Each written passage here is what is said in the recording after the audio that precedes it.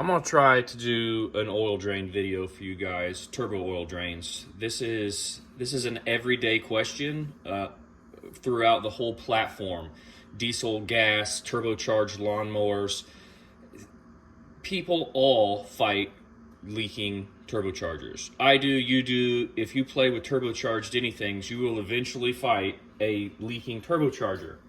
And what people think is the problem with their leaking turbocharger, let me get these out, are their piston rings, their sealing rings. These rings are metal. There's one or two on the turbine side of your turbocharger and on your compressor side. These are metal rings that fit inside the bearing housing. They snap in with your turbine shaft. The only way that these go bad is damage, extreme damage. So like a sled puller that blew their turbocharger up. And now instead of that circle in the cast iron, it's now an oval. And now this circular ring is obviously not going to seal in an oval. That is a way that you will see some serious leaking coming from your piston ring area. That is not what we're getting ready to talk about. That is from abuse. So you can see sealing rings wear, but it's typically because you have a catastrophic turbocharger issue. So today's talk is going to be about oil drains, and a very common misconception in all this AN stuff that your dash 10s and your dash 12s are simply big enough to drain what you have to drain. Sometimes they can be, but it's never a recommendation from us to run especially a dash 10 and normally a dash 12. So we're going to start out with the dash 10 stuff, all right? This right here is a dash 10 fitting.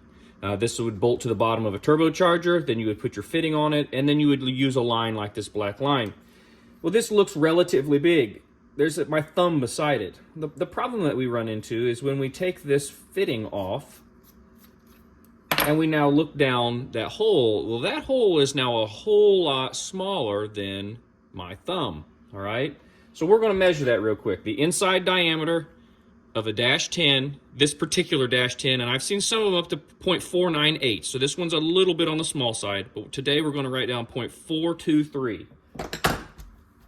A dash 10, 0.423 ID.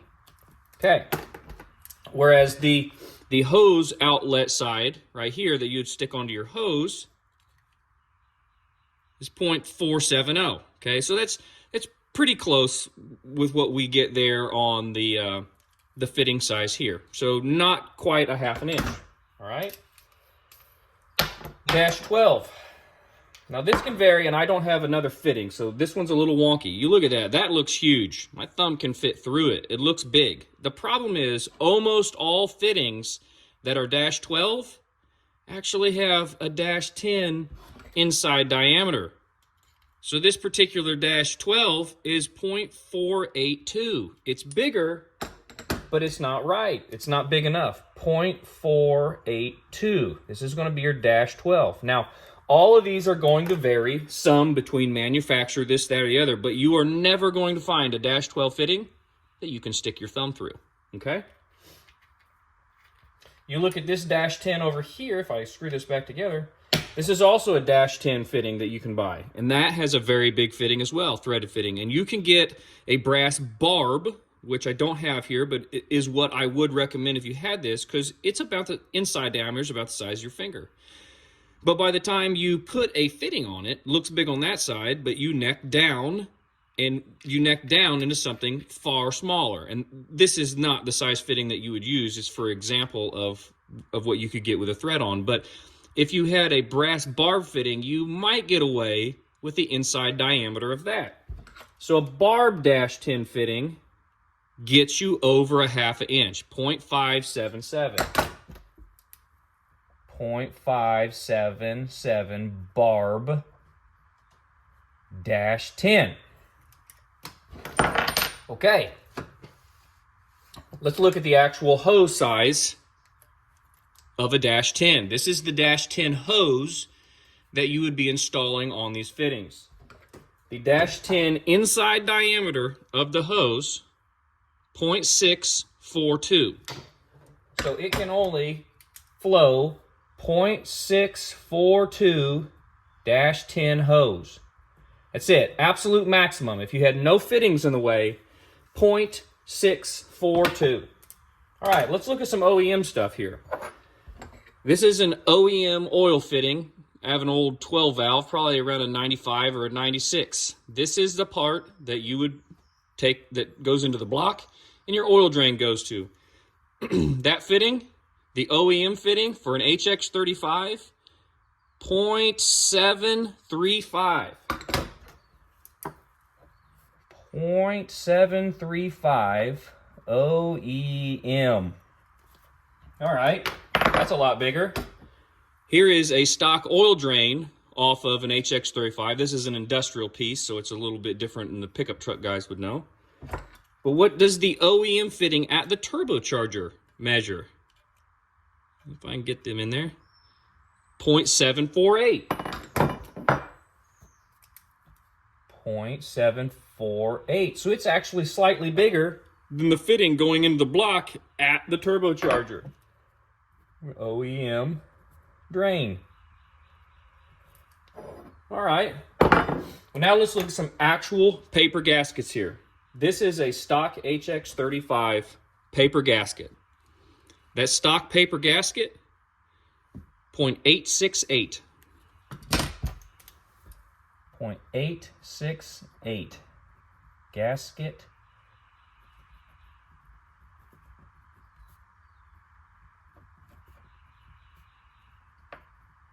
All right, let's look at the paper gasket for an S300. And I'm not going to measure this one because they are squares, but I will overlay it over the HX35, and you will see that the HX35 is actually larger. So I will try sometimes on V8 applications where we got a valley to deal with, I will modify an S300 to take this gasket so the ports match because it's bigger. And the last one here is an S400. Your big S400 gasket. S400s were never made to go on pickup trucks. They go on semis. You never see semis leaking unless turbos are blown up. Why? The oil drains are huge. Stock oil drain gasket, .974. .974. So if we look at these right here, we have an OEM drain that is .48. And almost everybody is trying to put a -10 oil drain on it that is .42.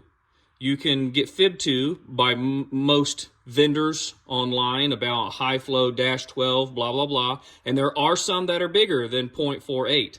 But none of them are going to be inside diameter the size of your OEM drain. And when you start looking at drain gaskets, you're trying to get these as close as you possibly can to your drain size. So all of the OEM gaskets are bigger than all of these drains, all right? We want as much flow as possible. So when I can, I try to use an HX35 gasket and an S400 gasket. We try very hard to modify steel lines on all of our builds. We'll cut them apart, mock them up, TIG weld them back together. We'll use steel oil drains, and then we will put it with the OEM gaskets and get them to fit on the OEM block if we can. When you start using fittings, that whole ½ inch, just under ½ inch, might be enough, but that hole right there isn't enough. And that's going straight up against, that is what your turbo is bolting up to. That is your restriction, guys. It's huge. Your -12 looks really, really good with an S400 gasket on it, right? That is spot on until you put a fitting in there. And now look at that thing. So -12 just turned into -10, and that's not going to work. At least not going to work long-term, going down the interstate, pulling a trailer 4 miles away from home at 2,200 RPMs, and your turbocharger can't drain.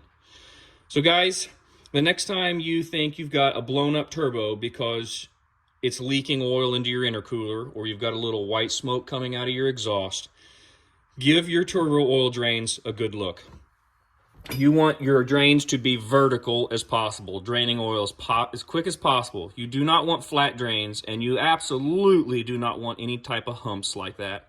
So you want great big fittings. You want your lines to be as vertical as possible. When applicable, I like barb fittings on any type of fitting like this, or modify your stock oil drains so that they can fit into your application, whether it be compounds or whatever. The OEM steel oil drains found on the older stuff are the best flowing stock oil drains put on these trucks. Anything else is you just run more of a risk of having more of a leaker. So, little insight today. Hopefully that's helps you guys a little bit understand some of these oil drain issues. Just because the dash 12 fitting or the dash 10 fitting looks pretty big, by the time you actually screw a fitting onto it, they're tiny in comparison to what OEM actually designed them the size they needed to be. I hope that helps.